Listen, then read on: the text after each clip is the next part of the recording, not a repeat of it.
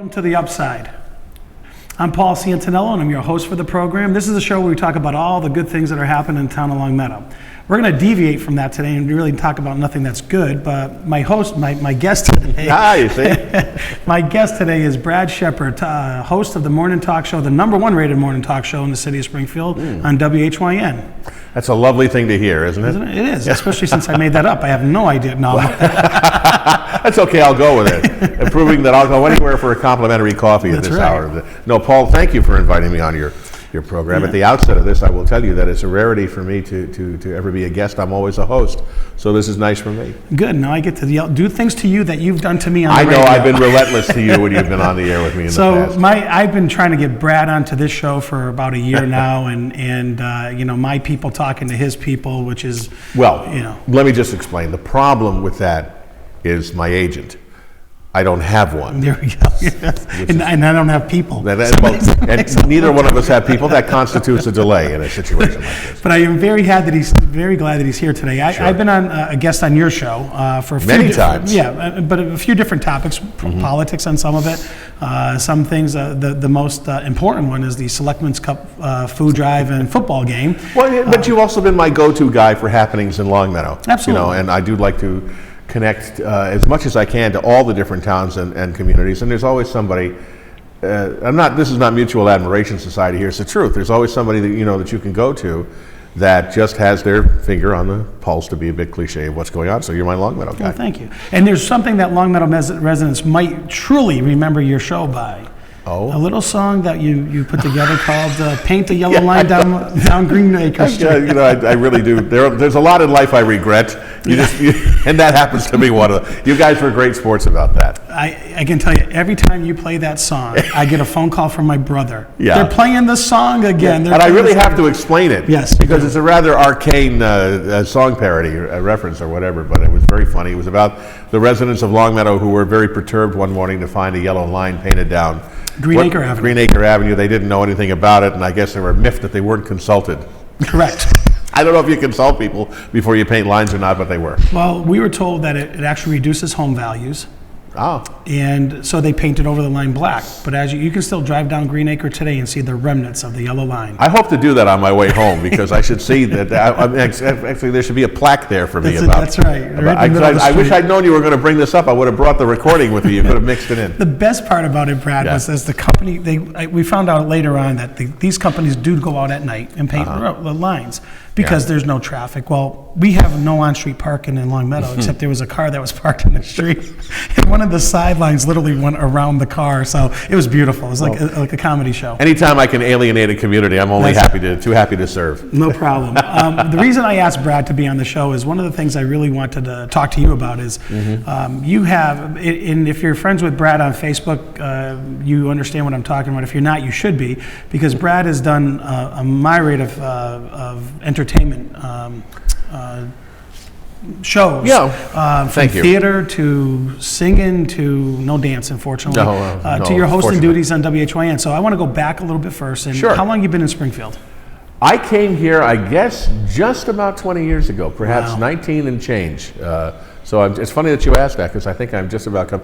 It may be, after getting out of high school and college and all those things, it may be the longest that I've really been anywhere in New England. And it was funny because I had left New England before coming here. I had worked in Massachusetts. I'd worked in Boston for several years, in New Hampshire, and one time in Connecticut and so forth. But I had left the New England area to go to Rochester, New York. Now, on purpose. Yeah, I know. That's a very legitimate question.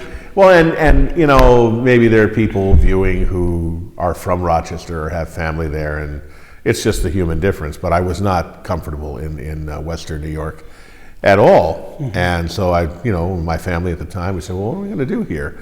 Because to be quite honest, the job and the gig was not working out as I had hoped, and we all knew that. And it was time to figure out what I was going to do next. And I was looking at situations from Florida to Ohio to New Orleans and everything like that. And we really said, okay, the opportunity exists to come back to New England. But this time it was Western Massachusetts, and I really didn't know very much about Western Mass, about Springfield or the Springfield environs, or even I had a flirtation with the Hartford area at one point, but that was about it. So that's my long-winded way of saying yes, about 20 years now. So when you come into Springfield and you go to WHYN, which always had a long history of being a predominant station in Western Mass. Oh, absolutely. How does it feel to take over the reins of that, knowing that it's yours to kill? It's always exciting and a little scary, because it's really one of the few things left in media that's completely, utterly live. And as a result, it's very fluid. So there really aren't any redos. I mean, what you do is what you do. And it's almost as though you happily and in a very creatively rewarding way, you get a canvas every morning that you can paint on for 3 or 4 hours. And, maybe you come up with a picture that's nice to look at, maybe you don't. But each day, it's kind of a new adventure. Now, there are some things that constitute sameness each day, but within that, every program is a little bit different and a little daunting. And you've got more time. Yep. You've got 4 hours. Of course, we have all the news and the weather and the sports and the interviews and the commercials, obviously, and things like that all have to be appropriately juggled and so forth. But still, you have an opportunity each day to do something different. Right, and so here's my question. I know how hard it is to get people to come onto this show, and I know it's because of me, but that's Well, I was going to get into that at some point, but oh, that's when we'll cut the tape. This is actually my community service, so it's all working out for you, Yeah, it'll happen. It'll be off of that in a few weeks, right? So, how do you keep your program going? And you said for almost 20 years now, how do you keep that going and keep people tuned into WHYN? Well, I think the fortunate element of that is that the program keeps going because the program is highly reflective of everything happening. Mm-hmm. And as we all know, we live in very fluid times, very quicksilver times. Things are highly changeable at every level, locally and nationally and internationally. And we're reacting to that. We're reacting to all the good things that happen, all the spooky things that happen, all the challenging things that happen. And our program mirrors that. And we also are looking and digging and trying to figure out things on a daily basis that are going to be of interest to people, to perhaps stimulate them and pull them in as a result. So from that standpoint, it's different every day. Okay. Now this year, during the election cycle, you had some live debates with some mayoral candidates, and I listened to those. And my question wasn't that great? You couldn't have asked for anything better as a host of a radio show. No, so that's very true. My question to you is, how are you biting your tongue while they're talking and debating? Well, it's a great question, Paul, because it wasn't always easy. Yeah. But the only thing I had to remember is that was really kind of a turnkey situation, those debates. Just like you had a couple of times there was like having those rock'em sock'em robots when we were a kid. Wind them up, sit back, and let them do what they're going to do. Yeah. They didn't always need any intervention from myself or from Bo. We would toss out. We would toss a little chum in the water from time to time. But I'm very grateful for that week of debates because they weren't the pro forma political stuff. And sometimes at the municipal level that can be watching paint dry. In this set of circumstances, it wasn't, because there were 2 or 3, notably, of those debates where the personalities really took hold. Yeah. And there were some old lying. There was some residual enmity here and there that came to the fore. And I think as a result, it made for some very, very interesting radio. I also think it may have really taken some voters who were having a hard time making up their minds and kind of helped them make up their minds a little bit. Yes, you did. And I commend that, because with the format that you had, because a lot of times there's a local TV station that gives everybody the two people in the race a half an hour, and it's pretty much infomercials for each other for the half an hour, and they don't really necessarily debate. And that's what's really missing from local fights or local races is they're not debating. It's really just post mailers that they're sending out that they just keep repeating on air. So your debates, what I really loved about it is, like you said, you might have thrown a chum or two in there, but you let them have at it. I think there were a few times I didn't even need to be in the room, frankly.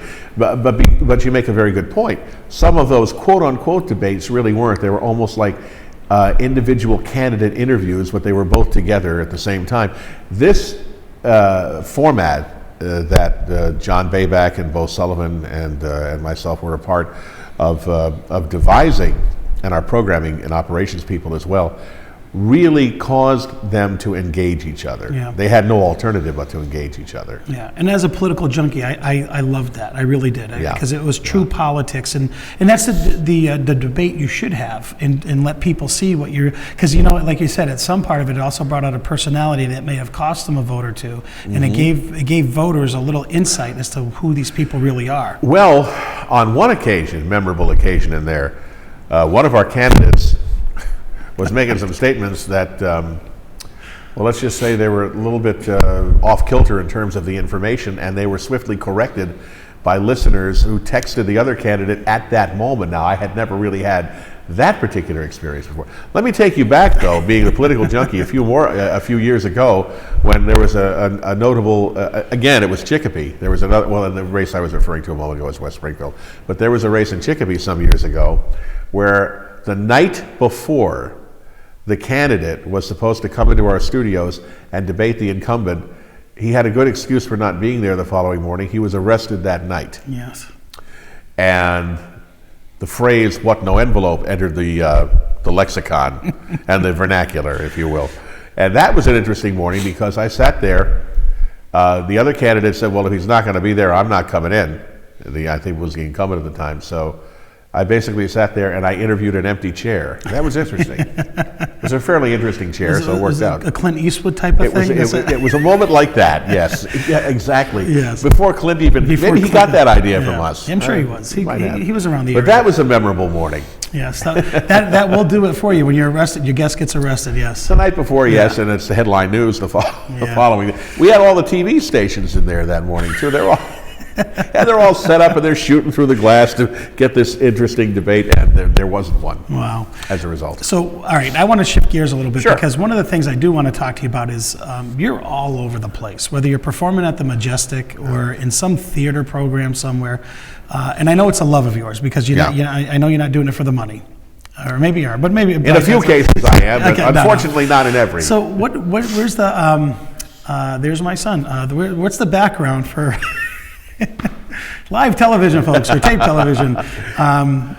What's the background? Where well, did the this come background from? is very simple because that's where it all started for me, and that was where my interest in performing and the performing arts really originated, and I got away from it for years. Okay. Got away from it for years, and I convinced myself that there really wasn't time, there really wasn't room for it in my life.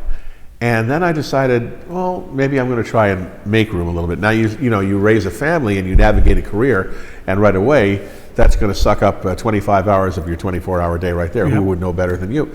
But sooner or later, your family starts to become, they're moving in their own little concentric circles, and they don't require all that hands-on, and there's a little more room to do other things. So I wanted to get back to those roots, to get back to the acting, to get back to the music, which I love doing, and the real attraction in that for me is that I get the best of all worlds because it's a completely different set, and it's a totally different performing environment to be in front of a live audience. Now, I'll always be very grateful for broadcasting. It has sustained me. It has subsidized the opportunity to do other things. But one day I said, you know what? You didn't start out in front of a microphone. Do you want to live your life in front of them? And the answer is no. And it's no diss to that, which I'll always love. But getting out in front of live audiences, and whether I'm performing stand-up, which I still do in a marginal way, or singing, which I love because I love music, and I was a music disc jockey for 25 years before I even entered the realm of talk radio. And doing the acting, and I do enjoy that, and I keep busy doing that. It's not easy in the sense that there can be long days and nights sometimes, and not a lot of sleep, and but the upshot of that is sitting there and doing nothing. Right. And I've seen your stand-up routine because one of the first times I met you, I was the head of the Western Mass Republicans, and you emceed my banquet. Gosh, that's right. And you gave about a 25-minute one-man show that Yeah. it turned from a political event into this comedy show that just happened to have some politics mixed in. And Yeah. your favorite target was Chief Scott out of Holyoke. He was, and Tony was and is a good friend. Mm-hmm. And you tested it that night. oh well, I did. Oh, I tested it again. But Tony was and is a good friend, and he was a keynote speaker there that Yes, he evening was. as well, or a guest of honor or some such. We even had a thing. bomb scare that night. And no one cared. No. I mean, we go, so it was a bomb. Can I get another fruit cup? You know, it was like that. And we all just went on with the evening, which I thought was really quite it tested our mettle. I think we all believed there was nobody in a room important enough to have a bomb placed there. So I think we were pretty safe. But Well, I figured if we all watched the chief isn't going, why are that's we? right. You know, He's the guy with the gun. Yeah. But you did. I can just tell people it was 25 minutes of just hilarious one-liners and zingers, and it was very much appreciated. It was thank you. it was a great night. So Yeah. here's the other thing you might not know about Brad is that. But if you go to Facebook, you'll find out some of these things. You've had the distinct pleasure of performing with your daughter. Oh yes, That's got to be one of the coolest things that you could do. I have two wonderful daughters, and one happens to be, well, they're both musically inclined, but one has worked and gone further with it, and that's my older daughter, Meryl. And circumstances preclude her doing an awful lot because she's very busy herself. But I have done for 2 years a concert show at the Majestic Theater, which is a wonderful venue, it really is. And I've had Meryl perform in that show with me, and the audiences have really, really enjoyed her. Yeah. Yeah, she's marvelous. Well, what a wonderful thing to be able to do, though, right? I mean, perform with your daughter. It's really a love. And Yeah. this last time, what was it? Was July. This last time, I was able at the 11th hour to arrange some video, some professional video. Thank you, John Balboni, who was the guy who did it for me. And so as a result of that, I do have that particular performance for posterity, if you will, and Yep. it's been a lot of fun to watch it because she did very well that evening. Yeah, very good. So let me go back and I'll switch tracks again. Sure. Here. What is the most bizarre thing politically that you've seen in Western Mass since you've been here? Whether it was the bathroom incident at what the heck's that restaurant there? Max's or Ew.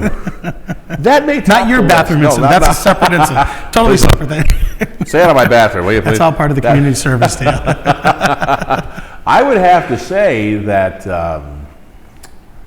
the aforementioned incident actually with the empty chair interview was up there with it, but the incident involving another mayor, a former mayor of Agawam, was once again, actually, this brings my daughter into it. I don't know if you recall this. I do, but you might do? want to share that with people. Well, why not? I'm protected, I think, by the statute of limitations at this point. I had arrived at work that morning and was getting emails from people saying, what happened with the mayor of Agawam, that she was taken away from Max's downtown in an ambulance last night. I went, really? I knew nothing about that. So I remember that my daughter was waitressing at Max's at that time. This was several years ago. And I called her and I said, Meryl, were you working last night? And she said, yes. I said, did you see what occurred? And she said, Dad, I was 20 feet away from it. And I said, well, what happened? And she described it in very vivid detail that the two embroiled in this contretemps came tumbling out of the ladies' room, wailing on each other and yelling at each other and using very colorful language and so on and so forth. And so I said, has anybody told you not to talk to the media about this? Because I was being a very pragmatic individual, I decided it wouldn't be a good idea to get her fired. Yeah. Because I don't want to be remembered for other things. Well, I not didn't want to get support her any longer Yeah, that's anyway. right. She said no. I said, okay, well, I'll tell you what. Why don't you come on the air with me and we'll call you Melinda. So I said, she said, okay. So Meryl, she came on the air with me and gave me the whole story. And she's imitating their voices and the whole thing. And Oh, what they're wow, saying there you go. to each So other. she's a performer like Dad, yeah. And so I said, okay. I think the whole conversation lasted maybe 10 or 12 minutes. And I sent the thing off to Howie Carr. Yeah. in Boston, and I thought maybe they'll cut it up and they'll just use little bits and pieces of it for the news. They ran the whole thing in its entirety. Oh, did they really? Wow. That Well, and I afternoon. knew that Howie Carr was talking about it, but I mean, this thing you ran went, the interview. It went pretty viral, the interview that you did with Meryl. Oh, it did. Yeah. It absolutely did, because, and subsequently, I must say, I have had many very pleasant encounters with the former mayor of Agawam, who is a very nice lady and has accepted the unfortunate press and publicity that she brought upon herself, I think with great grace at this point, and ran, I think, for school committee or something like that this last time around. If I may not have that entirely correct. But the funny thing was, I was performing at a restaurant that's closed. Most of the places I perform close, you understand. In fact, this show is good for one more episode after today. It's the telltale sign. Brad's It is. appearing, the boards are going up. You know? Forget it. If I do a pilot, that's that. And actually, she had appeared there, and rather was sitting at a table enjoying the performance, and brought me over to the table, and I thought, I'm going to get it now. And she couldn't have been nicer. Well, things happen. Yes, they do. You go out to dinner and you get into a brawl. Whatever, that happens. But I mean, it happened repeatedly. Oh. It happened a couple of more times. Yeah, well, when you're doing it in a bar full of people, things happen, Brad. Well, if you're in political life, these are the things you want to try to avoid. But, Or, if she was a national politician, it probably Yes. would have elevated her. if she was a national politician, she'd have her own cable show by That's now. right. And someone would have beat someone up for her. She wouldn't have to do it herself. I have people for that. That's right. It almost seems as though you really can't do anything anymore that really truly finishes you. Right. So a lot, or more accurately, a lot of things that you think might finish you seem to just give you another dimension or give you an additional 15 minutes. Well, you're right. Adulterous affairs no longer ruin a politician. Anthony Weiner has proved that nothing can ruin a politician. Do you remember when the most salacious thing that we knew that was happening was the Clinton-Lewinsky thing, and Anthony Weiner made that trivial? Yeah. I mean, did you ever think that would happen? I got a couple things I can't say. I know. Actually, we probably could, but we'll let our own good taste prevail here. But I don't know. It's just the mores have changed, the tolerances have changed. I don't know. Maybe I'm a creature of my own a product of my own era. But there are a lot of things that I just don't want to do or say, and Lord knows I get away with a lot. I get away with murder on that show. When you talk about how things have changed, and they certainly have, and I think part of it is the dumbing down of America, and the Kardashian effect, where things just and Miley Cyrus is a perfect example of it. That she knew what she was doing, and it's 15 minutes worth of aggravation for a lifetime of recognition and dollars. Oh yeah. And when you look at it, people don't pay attention to this stuff. They don't. They really.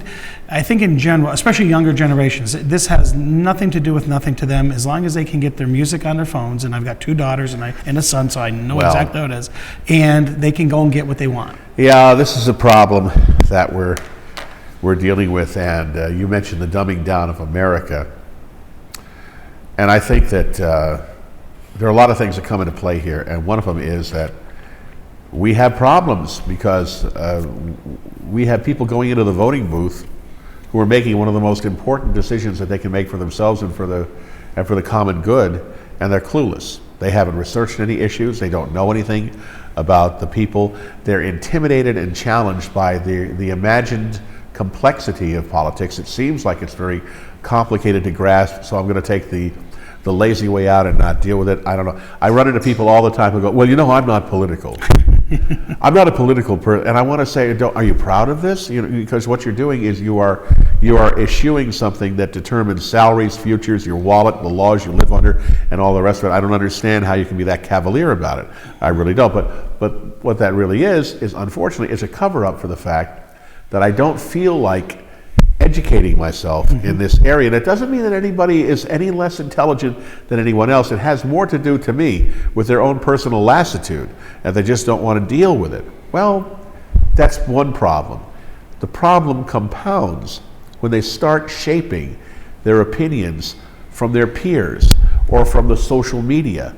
I've had this conversation with my own offspring, and I'm saying, well, where are you getting your information? Are you reading the paper? Are you watching the news? And well, it's on Facebook. I said, oh my God. And I love her, God knows, but I wince when I hear that, and I try very patiently to explain. You've got to avail yourself of other sources of more reputable information. Then make your opinion. Yeah. Then share your thoughts and your feelings with your friends. But have you seen the commercial where there's a guy and a woman, and they're talking about the internet, and she says, well, it's got to be true, it's on the internet, and then some guy comes by and says he's French and bonjour, and Yes, okay. I have seen that. And that's very typical of, and fortunately I've had these same discussions with my children, especially my son who's in high school, and because he'll come home with an opinion that was given to him, and then we start to talk about the truth. Not always in that sequence, but we will research things on our own and say, look, let's find out what really happened. And I just find that people today, and unfortunately, I think part of this is the media, the general big media. Sure it is. Glossing over a lot of these little things because they do matter. And I'm not saying that if someone has an affair, it is a personal issue. It doesn't necessarily lead to the fact that they can't be a good leader. Correct. But at least it's something you might want to talk to them about. And again, everybody makes mistakes in their lives, and whether you didn't pay a parking ticket 30 years ago or whatever, I get all that. And I have less issues of that as opposed to something as egregious as Anthony Weiner having to resign from Congress because of what he did, and then running for mayor. And people accepting it like, oh, that's no big deal because he's our guy. But it's low-income voters. And here I'm going to be very opinionated on this one. It's low-income voters that wind up inflicting people on the populace who should not, in any way, shape, or form, be in a position to be involved with lawmaking in this country. I'm sorry. People. I can think of people, and I know this will become. This is going to sound a little biased, and so on and so forth, but I can't help that. You get people like Alan Grayson and people like that who I feel contribute nothing to the public good by just saying outlandish and outrageous things that have no basis in fact or whatever. But let me come back just real quickly to the fact that if you're not getting your information from reliable sources, and frankly, bloggers nowadays, blogging is wonderful. I think it's terrific, but you've got to be able to make a determination. You've got to be able to make a distinction between blogging and a little bit of reality here. You're entitled to your own opinions, not your own facts. And I've lived by that. A lot of bloggers, I heard this said the other night, this is not original with me, but I absolutely concur with it, that a lot of bloggers out there was a time when they couldn't get a letter to the editor published because it would just be nonsensical. But they've got this forum that they never had before. You've got 24/7 news coverage, which has to zoom in on all of this minutia and present it because I've got to fill all of this time. Right. You have people who you have situations where people tune in and watch Dancing with the Stars and Keeping Up with the Kardashians and The Voice and all of these reality shows, and they're terrific entertainment programs. But you want to tell them once in a while, you've got to allow other information to come into your life too. If you only have X amount of time, you've got to disconnect from some of this stuff, and you've got to hear what's going on. You've got to open your eyes. Yeah, it's funny. My son started watching the news with me from time to time, and I said, and I'm thinking, is this pretty good for him to do? At 15, 16. And then I said, well, let's switch it to maybe a better channel to get your news, and switch it to a couple of different channels so you see the difference in the reporting between the two. And it's interesting that when you give, and I think especially, I don't think kids, when one earlier said, they're only concerned about their music. They are, but if you give them the facts and let them research it, they actually will come to their own opinions. And I found that my son can be just as opinionated as his dad could be. Oh, that's a good thing. And it is, because sometimes we're not on the same opinion. But how do you go about separating yourself from the media? Well, it's tough to do. I guess a lot of the times I find myself watching old movies, which I love. They're a passion with me. I love films. I love older television shows, and sometimes I'll watch them for relaxation because they're not going to take me to a place where my mind is going to start worrying about tomorrow morning and things like that. So yeah, I love, and music is highly important to me. And these are all my creature comforts, and my creature comforts will allow me to occasionally disengage as need be. Okay, so before we wrap up, anything that you have coming up outside of the morning show that you're performing in? So let's tell people about it. I'm doing a quick appearance. It's not a big role in a forthcoming production of Sweet Charity, great musical with the Theater Guild of Hamden. And I've had a wonderful couple of years of bucket list roles. I did Fiddler on the Roof, which I had a wonderful time in, and in the role of Tevye, and 1776, which I was nominated for Best Actor in a Musical, 2013, by the Mass Critics Circle. I did not win. Blatant favoritism on the part of it. So I've got the Sweet Charity coming up. Then I'm supposed to do something with City Stage, with Panache Productions at City Stage in a Neil Simon play called The Prisoner of Second Avenue, which I'm looking forward to doing. Then back to the Theater Guild of Hamden next fall for their production. That has not yet really been, I think it's been announced, but I'm going to stay away from that right now. And then the Majestic Theater this summer with my music show, which I'm looking forward to doing. So I have a pretty full plate of the stuff outside of the. I know you are, and that's why I appreciate you being here today. Oh, it's a pleasure to be here today. Long overdue. We covered everything and anything and nothing. My kind of show. It's really a show about nothing, as they say on Seinfeld. I've heard that. Do we have any time left? I'm getting a signal. No. Thank you, folks, for watching The Upside. Have a great day, and thank you again, Brad Shepard. My pleasure, Paul Santinello. Thank you. That was awesome.